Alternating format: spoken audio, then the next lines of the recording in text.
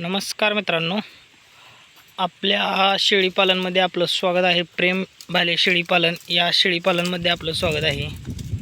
तर शेळीपालनचे आपल्याला शेळीपालन फायद्याचे वाटते का तोट्याचे वाटते हे कमेंट करून सांगा आणि आपल्या चॅनलला लाईक सबस्क्राईब जरूर करा मित्रांनो। तर हे करडं आहे ते 3 महिन्याचं ते 3.5 महिन्याचं असू आहे आणि ही शेळी पहिला रुव्याताची आहे, आता व्यायला झाली आहे। आणि हे पाटरू जे आहे ना हे 5.5 महिन्याचं आहे। बघा हे बघा तुम्ही कसं आहे।